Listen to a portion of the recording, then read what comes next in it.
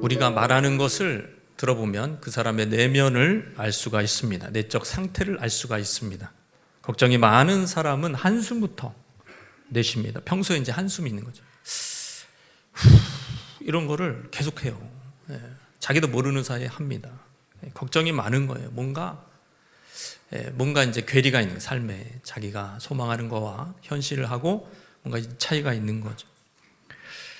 우리의 대화의 주제를 보면 주로 걱정하는 것들이 입 밖으로 나오게 됩니다. 가정이든 자녀든 건강이든 직장이든 돈이든 인간관계든 자연스럽게 화제를 떠오릅니다. 예수님이 이런 말씀하셨죠. 마음에 가득한 것을 사람이 입으로 말한다. 마음이 가득한 것을 사람이 입으로 말한대요. 이거는 이제 원래 구절은 마음이 악한 사람이 악을 배출한다는 말이에요.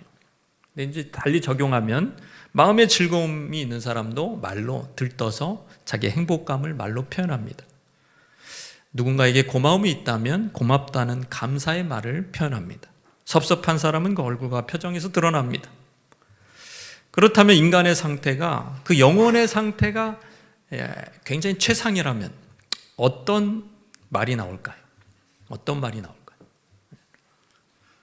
야호일까요? 북한산 꼭대기에 올라가서 야호, 꼭대기에 올라가자마자 지금도 야호합니다. 하나님 만드신 아름다운 산들을 보면서 야호할 수가 있어요. 더 좋은 영적 상태가 있어요. 영혼의 상태는 뭐냐? 바로 찬양입니다. 따라붙어 찬양. 우리 성도의 영적 상태를 가장 정확하게 측정하는 척도 중에 하나는 바로 하나님을 찬양하는 것입니다. 사람들 중에는 하나님에 대한 감격이 없는 사람들, 늘 마음에 자기 연민, 후회, 그때 그 사람을 만났어야 돼. 이런 사람들은 늙어서도 계속 가요 부르고 트로트를 계속 부릅니다. 그걸 부르면서 그때 그 사람 만났어야 돼. 여러분, 하나님께 사로잡힌 영혼은 그렇지 않습니다. 찬양합니다. 찬양합니다. 종교개혁자 칼빈은 말하기를 우리가 하나님께 드릴 수 있는 가장 거룩한 섬김은 그분의 이름을 찬양하는 것이다. 그래서 오늘 본문의 시인도 할렐루야부터 외쳤어요. 그리고 시를 마칠 때도 할렐루야로 끝납니다. 이게 시편 146편부터 마지막 시편 150편까지 이 5편이 다 그렇게 시작과 끝이 할렐루야. 할렐루야 시라 그래요. 할렐루야. 할렐루야. 이 더블 할렐루야. 왜 이 시인은 이렇게 편을 할까요? 한번 읽어볼까요? 할렐루야, 내 영혼이 여호와를 찬양하라.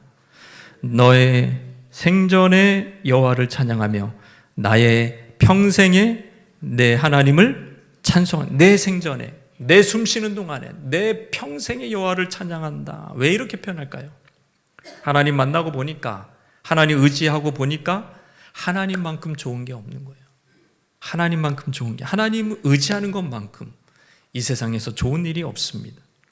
마음에 가득한 것이 나타나는 것처럼 우리 마음에, 그 시인의 마음에 가득한 것이 하나님의 아름다움이요, 하나님의 속성이요, 하나님의 위대한 행하신 일이니까 할렐루야가 나오는 거예요. 할렐루야.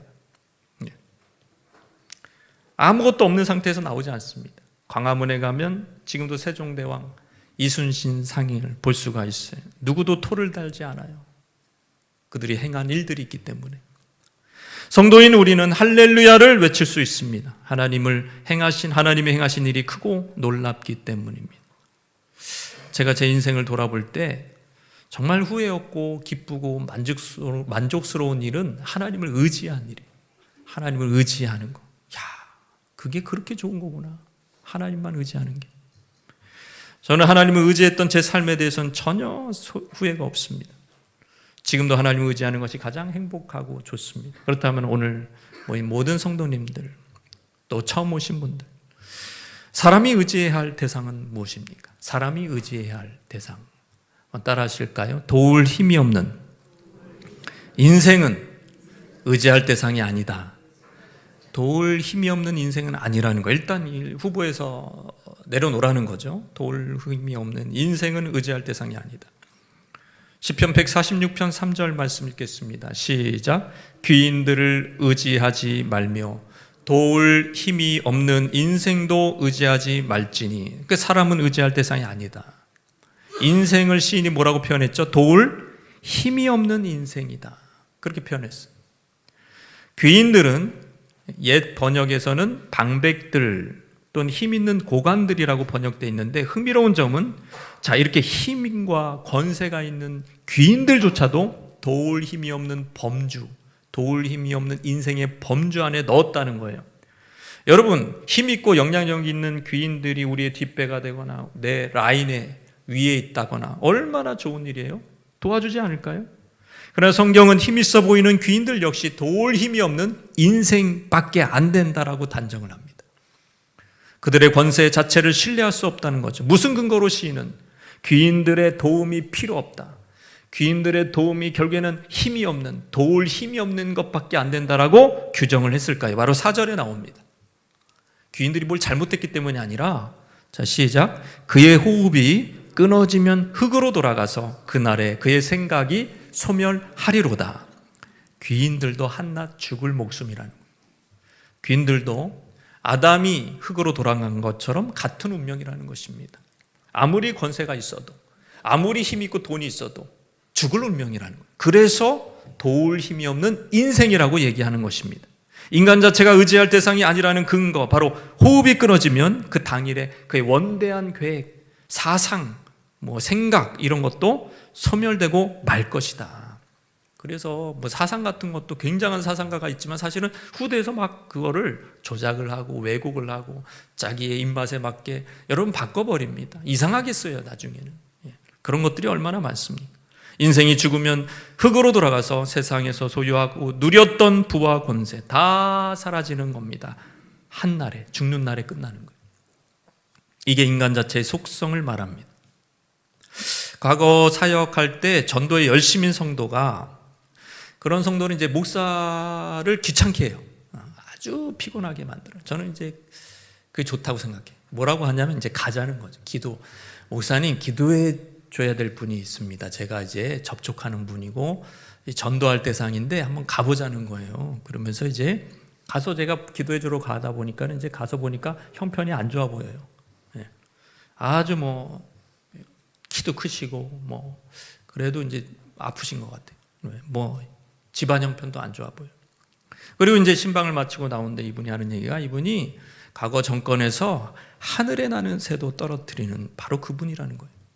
그러니까 저 세대는 잘 모르는, 저 세대는 잘 모르고 윗세대가 너무나 잘 아는 분. 아, 그래요? 그런 분이에요. 저는 정확히는 모르지만 그런 분이에요. 그러면서 제가 얘기를 했던 적이 있습니다. 권력의 끈이 떨어지니까 아무도 찾지 않고 더 이상 아무도 도와주지 않는 상태가 된 것입니다.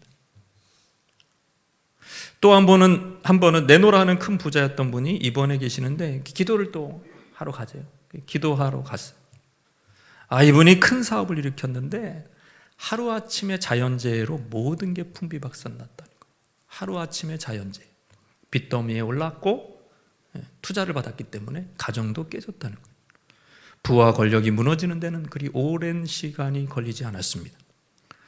보십시오. 인간은 영원 불멸의 존재가 아니라는 것이, 죽음과 동시에 모든 것이 뜬구름처럼 사라집니다.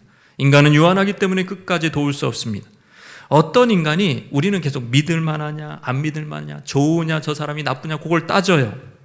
그보다 더 중요한 질문이 있어. 인간은 영원한 존재인가? 아니면 유한한 존재인가? 그걸 먼저 따지라는 거예요. 소멸된 존재라면 의지하면 안 된다는 거예요. 성경은 소멸된 존재라면. 당일에 장사하면 모든 것이 그의 생각과 계획이 끝날 거라면 의지하지 말라는 겁니다. 성경의 논리가. 저도 반백살을 넘기면서, 물론 여러분한테는 무슨 반백살 주제에 이런 식으로 얘기하겠지만, 저는 그때 이제 깨달았어요. 인생이 짧구나. 인생이 정말 짧구나. 이렇게 시간이 빠르구나. 자녀에게 기회가 있을 때 말합니다. 아빠는 너보다 일찍 죽게 될 거야. 너는 부모 없이 혼자 남는 시간이 있다는 거지. 그러니까 너 혼자서도 하나님을 의지해야 돼. 부지런히 살아야 돼. 세상을 스스로 살 준비를, 하나님 의지하며 살 준비를 해야 돼. 그런 얘기를 이제 하기 시작하는 거예요. 결국 죽음이라는 것이 결국 우리의 딱 가로막혀 있는 거예요. 우리의 꿈과 우리의 소망과 모든 것이 죽음과 함께 끝나는 겁니다. 죽음이라는 것이 어디서 왔을까요? 시인이 사용한 단어, 여러분 읽어볼까요? 인생, 아담과 흙, 아담아 사이에는 언어 유희가 담겨 있다 이 말이에요. 이게 같은 히브리어의 발음만 다른 거예요, 사실은. 아담, 아담아. 아담이 아담이고 아담아는 흙입니다. 3절의 인생에 해당하는 히브리어 표현 벤 아담이라는 표현에서 4절은 아담아로 연결해서 창세기 2장 7절, 3장 19절 내용을 결합시킨 것을 알 수 있습니다. 이게 무슨 얘기냐? 인간의 영혼이 떠나면 그저 생명이 된 아담이 아니라 아담아일 뿐이다. 흙부스러기에 불과하다. 굉장한 존재 아니라는 거예요. 죽으면 흙부스러기라는 거예요. 이게 왜 그렇게 됐을까요? 인간의 범죄로 하나님을 떠났기 때문에. 영생하는 존재였는데 영생하시는 하나님을 떠나니까 영생이 사라진 거죠. 그 영혼은 심판을 위하여 취하져 가고 그 몸은 썩어서 흙으로 돌아갈 운명. 이것이 보편적인 인간의 비극입니다. 다 그 원인이 뭐냐? 아담의 범죄로. 이 모든 죽음을 우리는 숙명처럼 받아들이는 거예요. 아무도 토를 달지 않아요. 그냥 죽는 거예요, 우리는. 이것은 뭘 얘기하냐? 이 시인의 말대로 사람은 의지할 존재가 아니라는 것이죠. 성경의 인물들을 보십시오. 야곱은 삼촌을 의지했는데 돌아오는 것은 속임, 가스라이팅, 착취뿐이었습니다. 앞으로도 시집 못 갈 그 언니를 처분하기 위해서 동생이라 속이고 야곱에게 떠맡겼습니다. 그 야곱은 굉장히 속상했어요. 7년을 그냥 이 원치 않는 여자를 위해서 일해야 됐어요. 요셉은 믿었던 형들에게 인신매매를 당했습니다. 다윗은 사울 왕을 아버지처럼 따랐어요. 자기를 또 이렇게 이끌어준 분이었어요, 초기에. 그러나 사울은 다윗은 만만 난 천천? 나쁜 놈이네 이러면서 자기의 왕위를 찬탄할 놈으로 여겼습니다. 다니엘을 총애하던 다리오 왕은 당대에는 큰 왕이었지만 어리석게도 신하에게 속아버렸습니다. 왕이라도 신하보다 어리석으니까 그 총애하는 다니엘을 사자굴에 집어넣었습니다. 둘의 관계가 매우 좋아요. 다리오 왕과 다니엘의 관계는 굉장히 좋은 관계입니다. 너무너무 총애해요. 근데도 사자굴에 집어넣은 거예요. 신하에게 속아서. 여러분, 뭐예요? 인생은 도울 힘이 없는, 귀인도 도울 힘이 없는 인생뿐이라. 귀한 사람, 왕도 못 도와준다. 못 도와줄 거는 못 도와줍니다, 여러분. 도와주고 싶어도 못 도와줍니다. 죄에 빠져 영생하지 못한 인간을 어떻게 우리가 의지할 수 있겠습니까? 인간은 의지할 대상이 아니라 따라해볼까요? 불쌍히 여겨야 할 대상. 그 죄 많은 인생, 불쌍히 여겨야 될 대상이라는 거예요. 우리가 왜 인생살이가 힘들고 사람들에게 상처를 받았다고 하고 인생을 우울하게 삽니까? 인생이 우울한 사람의 반은 계속 이런 얘기를 해요. 누구에게 상처받았다. 과거 누구에게 상처받았다. 이런 얘기를 해요. 그걸 기억하고 원망합니다. 내 길을 막았다. 어떤 자녀는 부모를 원망하더라고요. 부모가 분명히 돈이 있었는데 자기 결혼할 때 안 도와줬다는 거예요. 자기 돈이 필요할 때 부모가 부자였는데 안 도와줬다는 거예요. 그래가지고 그 여성도였는데 얼굴이 어두워요. 늘 어두워. 쓴뿌리를 갖고 있는. 저는 이게 신학적으로 이해가 안 되는 거예요. 원래 인간은 의지할 대상이 아닙니다. 애당초 번지수를 잘못 찾은 거예요. 기대한 내가 잘못인 거죠. 왜 죄인한테 기대를 합니까? 왜 유한한 인간한테 기대를 합니까? 우리가 기대하고 의지할 분은 하나님밖에 없는 줄 믿으시기 바랍니다. 한나 피조물에게 기대하는 것 자체가 여호와 하나님에 대한 신앙이 없다는 증거예요. 인간은 그저 평생 죄에 끌려다니다가 죽음을 맞이하는 존재일 뿐입니다. 해바라기 이렇게 해 쪽을 바라보네. 너는 어두움 쪽에 있어야 돼. 이렇게 꺾어놔도요 다시 일로 가요. 인간이 그래요. 죄를 향해서 이렇게 고개를 들어요. 죄를 향해서 이렇게 계속 찾아가. 막 스마트 미사일처럼 그냥 죄를 향해서 계속 찾아가는 거예요, 인간은. 그런 인간한테 뭘 바라고 뭘 의지합니까? 그것이 자녀라고 해도 노후에 내가 자녀를 잘 키웠구나. 자녀를 한번 의지해보자. 의지할 만합니까? 의지할 만합니까? 아마 목장 모임하면은 이게 이 비밀이 새나가지 않는다고 맨 자녀 욕만 할 사람들이 많아요. 섭섭하다 이거예요. 진짜 마음 터놓고 그런 자리가 있다면 아유 자녀가 섭섭하다 그런 얘기할 사람들 많아요. 네. 내가 의지하는 것이 사람이라면 나도 그 사람만큼이나 흔들리게 되어 있습니다. 인간은 그저 잠깐 왔다가 가는 안개일 뿐입니다. 의지할 대상이 아닙니다. 진짜 사람이 의지할 대상은 무엇입니까?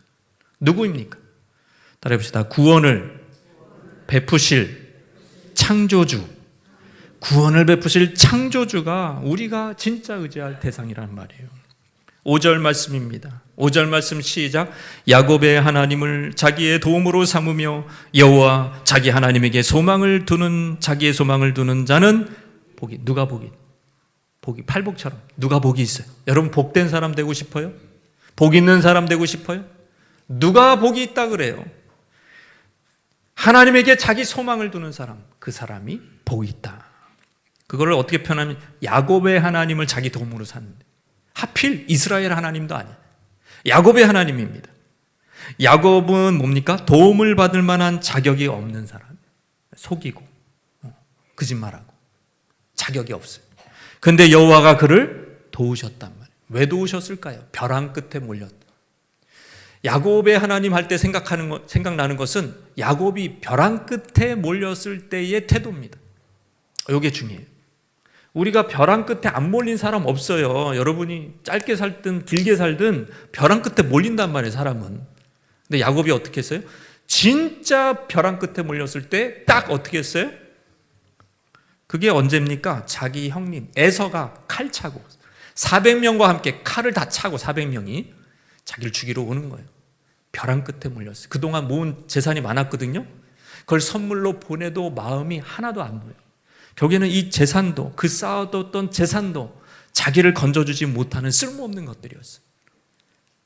인간적인 방법 다 안 돼요. 분노한 형의 마음을 돌이킬 길이 없어요. 그때 야복강가에 한 기인이 나타나죠. 하나님 보내신 천사였어요. 예사롭지 않는 존재구나. 야곱이 이제 씨름해, 천사와 같이 씨름하면서 나에게 복을 달라는 거예요. 난 불쌍한 사람이라. 나한테 복을 주시지 않으면 난 당신을 놓지 않겠다.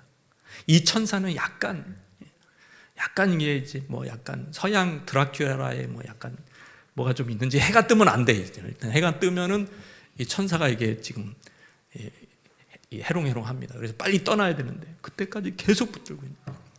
쳤습니다. 천사가 날 놔라 딱 쳐가지고 위골이 됐든지 대퇴부 쪽에 아니면 거기 힘줄이 끊어진 거예요.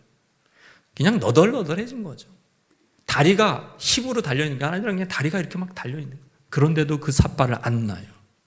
왜? 하나님밖에 없습니다. 나는 하나님밖에 없습니다.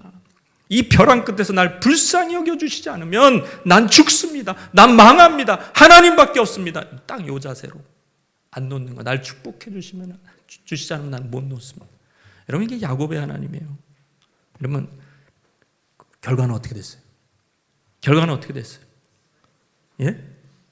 병이 고쳐졌어요? 쩔뚝거리는 인생이 됐죠. 그러나 하나님은 무에서 유를 창조해 버리시는 하나님을 야곱의 인생에 보여주신 겁니다. 방금 전까지만 해도 아마 어젯밤까지만 해도 죽여버려야 되겠다. 나의 모든 축복권을 다 뺏어가는 저놈을 동생을 죽여야 되겠다 그랬던 형이 어떻게 됐어요? 밤사이에 바뀌었든지 더 중요한 것은 쩔뚝거리는 야곱의 불쌍한 동생의 모습을 보자마자 야곱이 어휴 내 동생 하면서 끌어안고 울은 거예요. 그 순간에 뭐가 역사한 거예요? 창조주 하나님이 역사한 거예요. 이건 기적입니다. 창조주 하나님이 역사. 무에서 유를 창조하신 거라니까. 나는 사람의 마음 못 바꿔요. 하나님이 바꿔주신 거예요.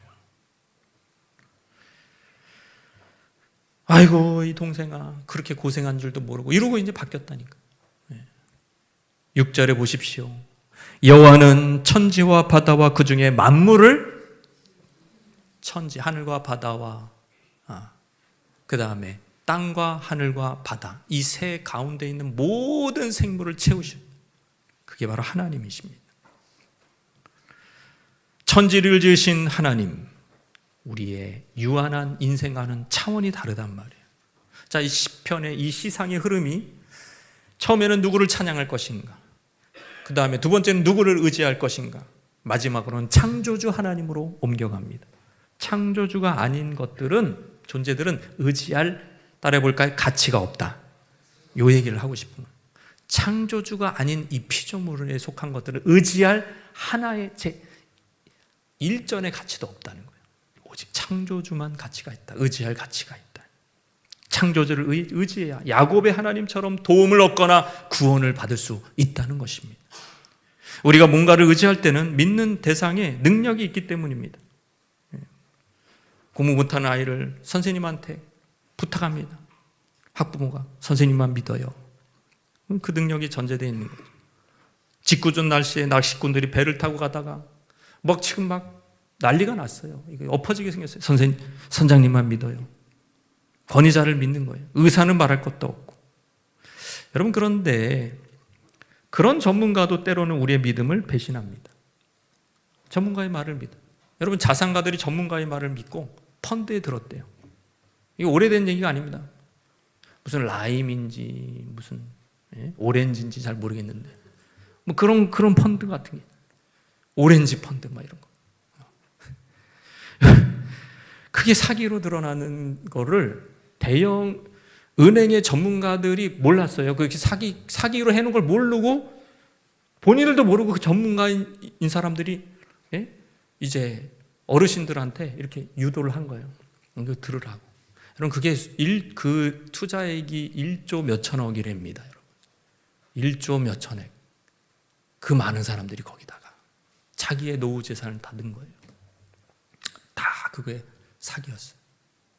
여러분, 신문에서 봤잖아요. 전문가를 믿었는데. 어떤 분은 두 병원에서 진단을 받았어요. 수술을 해야 되는데 한 병원이 좀 더 초대형 병이었어요. 그래서 거기서 그 의사 말을 더 신뢰해서 수술을 했는데 뭐가 잘못됐어요. 완전히.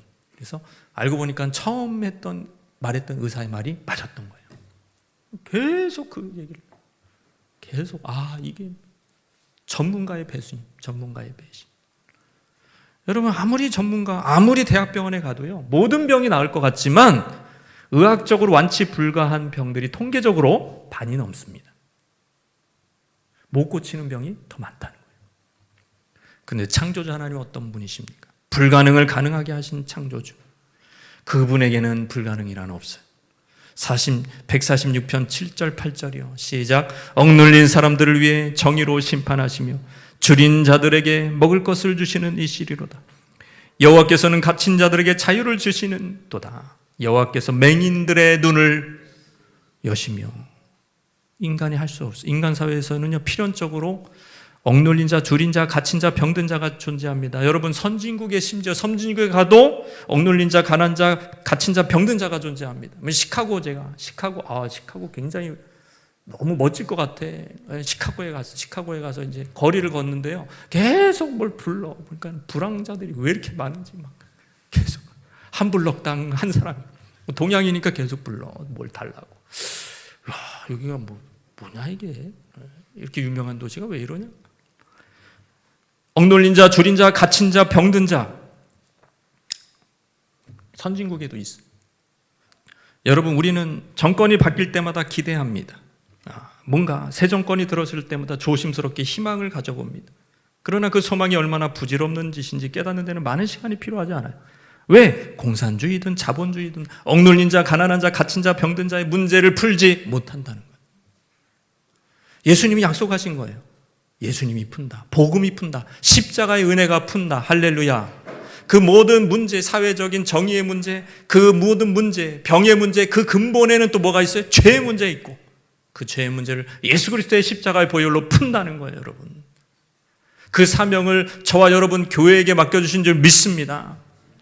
이게 소망이에요, 이게. 세상의 소망은 결국 예수 그리스도의 복음과 교회밖에 없는 거예요.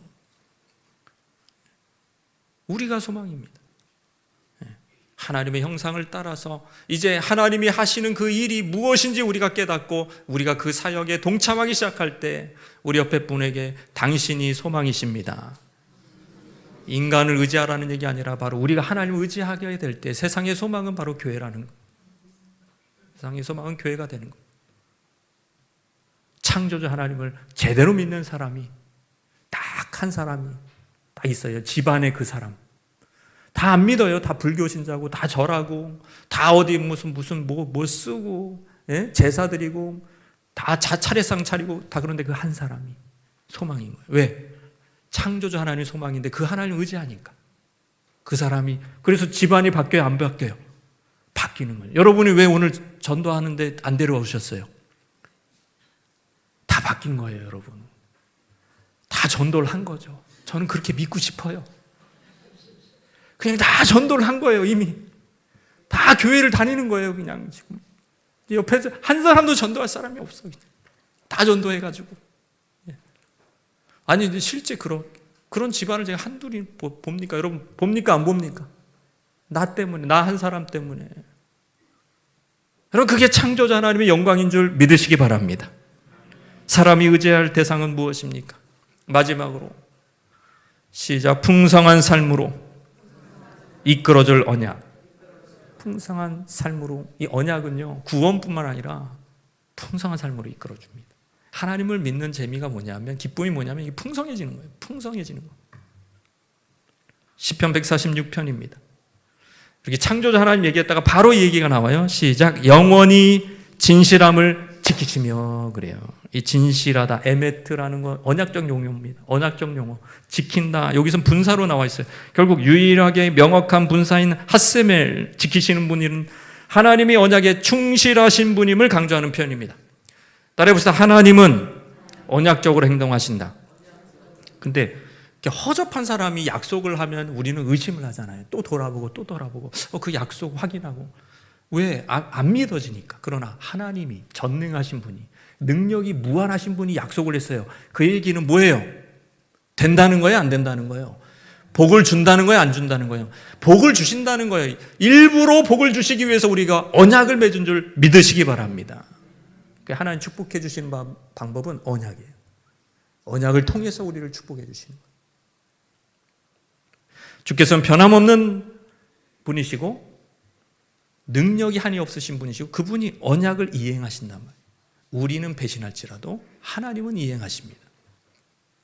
지금도 그 언약 때문에 지금 창조 질서가 그대로 유지되잖아요. 우리가 기도하면 죄 용서해 주시고 그대로 유지되잖아요. 구속의 언약도. 하나님은 지키시는 거예요.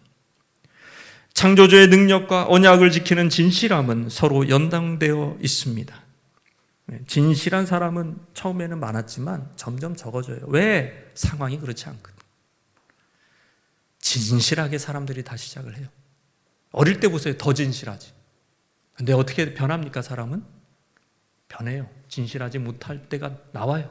왜? 상황이 그런 거예요. 네. 궁지에 몰린 사람은 친구도 배신합니다. 가난이 죄라고 합니다. 부모라도 상황이 안 되면 자녀를 못 돕습니다. 자녀라도 입에 풀칠하기도 어려우면 부모를 못 돕습니다. 근본적으로 인간의 본질은 그렇습니다. 하나님은 전능하시고 능력이 한이 없으신 분이신 줄 믿으시길 바랍니다. 저는 하나님을 믿으면서 제일 좋은 게 이렇게 인생을 갈아 넣는 거잖아요. 하나님을 위해서 진짜 시간도 정성도 다 드리는 거잖아요. 후회가 없어요. 네.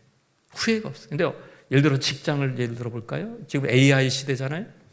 여러분 그런 직업 한 직업 안에서 그 기술이 얼마나 빨리 발전이 됩니까? 여러분 어떤 분은 대기업에서 뭔가를 아주 그 전문가로 이렇게 딱 커리어를 딱 마쳤어요. 근데 딱 마치고 보니까 기술이 바뀌었어요. 예를 들어서 통신 기술이 바뀌었다. 무슨 기술이 바뀌었다. 하나도 쓸모가 없고. 그 내가 평생 거기다가 한 거가 어떻게 보면은 지금은 쓸모가 없는 거죠. 이게 얼마나 이게 마음을 힘들게 합니까? 근데 신앙이라는 거. 여러분 변함없는 줄 믿습니다. 배신하지 않으세요. 우리가 하나님 앞에 드린 시간, 하나님을 사랑하는 거, 순종하는 거 전혀 배신하지 않아요. 요즘 보면은 미혼 남녀들뿐만 아니라 한 번 결혼에 실패한 돌싱들을 모아가지고 이렇게 막 335 모아가지고 프로그램을 합니다. 이제 그 사람들이 제일 관심 있게 보는 게 뭔지 아세요? 저 사람 신뢰할 만하냐? 배신 안 하냐 말이야. 불륜, 재정적 속임, 거짓말 등등의 이유로 깨졌기 때문에, 또 상처를 받았기 때문에 신뢰할 만한 사람 찾는 겁니다. 그럴 필요가 없어요. 하나님만이 신뢰할 뿐인 줄 믿으시기 바랍니다. 우리 인생이 의지하고 구원을 기대하는 대상은 요즘에는 사실 사람도 아니에요. 사람도 안 믿어.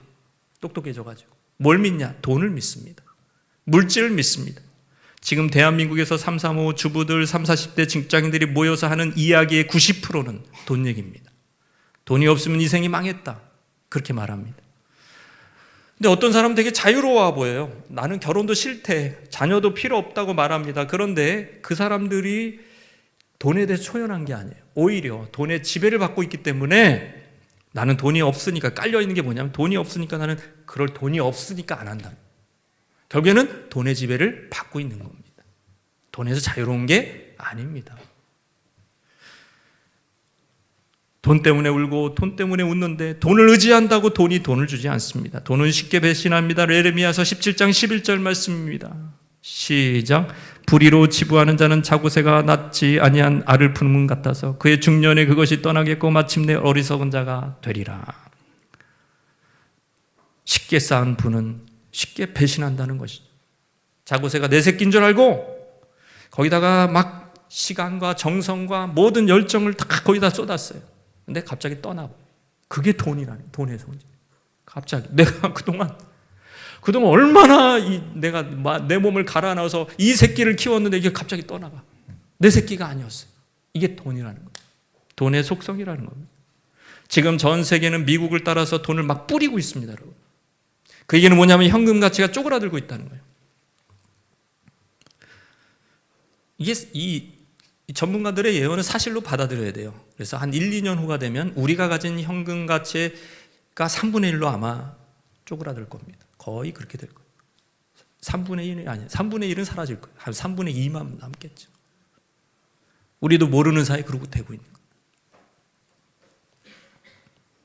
더 큰 거는 뭐냐면, 이 돈의 더 큰 속성은 뭐냐면, 이거를 죽을 때 가져갈 수가 없다는 거예요.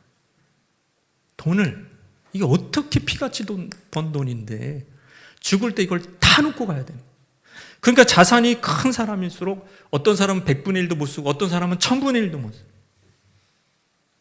그래서 그런 거 나오잖아요, 우리. 예?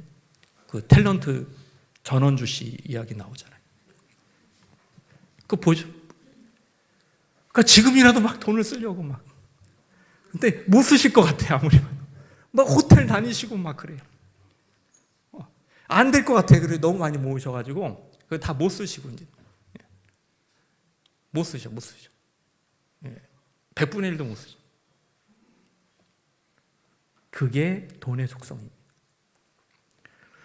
매년 피검사면, 직장에서 2년마다 피검사면 지표가 점점 나빠지는 것을 우리는 다 봅니다. 이렇게 봐요. 우리 건강도 의지할 대상이 아니라는 거죠. 그래서 제가 이제 걸어 다니고 나름 또 운동을 했어요. 그래가지고 막 건강에 자신이 붙기 시작했어요. 이게 되는구나. 눈도 맑아지고. 건강해지고 있구나. 되게 좋아했어요. 근데 어제는요, 아침에 일어났는데 어지럽더라고요. 이렇게 어지러우면서 눈에 뭐가 이렇게 내려오면서 뭔가 잘 안 보이는 것 같아. 이거 뭐 그냥 한순간에 가겠구나. 이렇게. 한순간에 하나님이 이렇게 툭 치면은 한순간에 가는구나. 아무것도 아니구나. 아무것도 아닙니다. 전능한 하나님, 창조주 하나님만 의지하시기를 바랍니다. 여러분은 지금 누구를 의지하고 있습니까? 여러분만 모르고 다 알아요. 하나님이 다 하신다니까. 세상을 의지하는지, 돈을 의지하는지, 자기 건강을 의지하는지, 뭐 가족만 의지하는지, 인간을 의지하는지 하나님 다 알고 계시는 거예요. 우리가 누군가를 의지하고 무엇인 돈이나 피조물을 의지하는 순간에 올무에 빠지게 됩니다. 한번 따라할 거예요. 피조물을 의지하는 순간 올무에 빠진다. 왜냐하면 의지를 하는 것 자체가 의지하는 대상의 속성과 부착되기 때문이다. 여러분이 딱딱한 의자에 앉아 있잖아요. 의자의 속성이 지금 나무 의자 딱딱하잖아요. 그러면 그 딱딱함에 여러분이 지금 영향을 받고 있어요? 안 받고 있어요? 받고 있잖아요. 아니면 의자가 조금 푹신해. 그러면은 그 푹신함에 영향을 받아야 안 받아요? 그대로 받는 거죠. 여러분, 인간을 의지했는데 그 죄인이야, 뭐 사기꾼이야. 그러면은 그거에 대한 영향을 그대로 받아야 안 받아요? 그대로 받는 거예요. 그 망할 수밖에 없고 멸망할 수밖에 없고 전능자도 아니고 사랑이 풍성한 자도 아닌 그런 존재, 그런 대상을 의지하는 순간에 같이 그 속성에 묻어버리는 거예요. 그 속성에 동화돼 버리는 겁니다. 그게 영적인 원리예요. 그러니까 왜 이스라엘을 향해서 하나님이 하나님만 의지하고 다른 거 의지하지 말라고 얘기하냐? 이스라엘이 잘 될 때는 뭐예요? 하나님만 의지할 때. 안 될 때는 뭐예요? 애굽을 의지하고 아수르를 의지하고 강대국을 의지할 때 망했어요, 여러분. 그것 때문에 망했어요. 뭔가 대단한 죄를 지어서 망한 게 아니라 그거 찾아서 그거 의지해서 망했어요. 지금 우리가 역대기 지금 묵상하고 있잖아요. 우리가 세상 것을 의지하는 순간에 그 피조물의 속성, 그 한계, 그 돈의 한계, 그 영원할 수 없는 건강의 한계, 그 사람의 죄성의 한계에 우리는 같이 묻혀져 버려요. 동화돼 버려요. 그래서 우리는 망하는 거예요. 그러나 눈을 들어서 하나님을 바라보시기를 바랍니다. 하나님을 바라봐. 계속 신앙교육 잘 시키고 또 은혜를 받았더니 또 뭐 모든 사람을 용서해야 된다 그러고 사람을 믿어야 된다고 막 그런 소리 하시는 분도 있어요. 안 돼요, 여러분. 하나님만 의지하시기를 바랍니다. 하나님만 의지. 믿을 분은 하나님밖에 없어요. 그리고 하나님의 언약의 말씀밖에 없어요. 그러니까 여러분의 시간의 상당수를 기도하는데 또 그 언약을 탐구하는데 보내시기를 바랍니다. 거기다가 시간을 안 쓰고 여러분 일주일의 삶을 돌아보세요. 어디다가 시간을 썼는지 되게 바빠요. 맨날 뭘 해요. 누구를 만나고 어디를 찾아가고 뭐 어디를 가고 또 뭘 하고 뭐 또 인터넷으로 뭘 두드리고 많은 걸 해요. 근데 그 범주가 다 뭐예요? 뭘 의지한 거예요? 피조물이에요. 가시 아니에요. 창조주한테 그렇게 한 적이 없어요. 그리고 이제 딱 일주일에 한 번만 예배 한 번 드리는 거예요. 그런 도움을 얻을 수 없습니다. 가시적인, 기적적인 하나님의 능력을 맛볼 리가 없어요. 그러니까 점점 신앙이 뭐 믿어도 안 되네, 믿어도 별 볼 일 없네 이러면서 점점 이렇게 형식화되는 신앙이. 여러분 무슨 소리예요 그게? 야곱의 하나님처럼, 야곱처럼 부르짖어 보세요. 하나님 앞에 목 놓아 울어 보시라고요. 살려달라고 의지해 보시라고요. 하나님 살아계십니다. 그 창조주 하나님을 의지하고 부착할 때 그분과 동화되면서 그분의 신성과 능력과 영광과 지혜가 여러분 안에게 쏟아질 줄로 믿습니다. 이것이 바로 성령 충만함이고 이것이 여러분의 상황을 뚫어버리는, 여러분을 이렇게 꼭꼭 매고 있는 여러분을 지금까지 옥죄는, 그것이 죄가 됐든 상황이 됐든 가난이 됐든 그 무엇이 됐든 어리석음이 됐든 그것을 팍 여러분이 그냥 그거를 딱 터지고 나오는 거예요.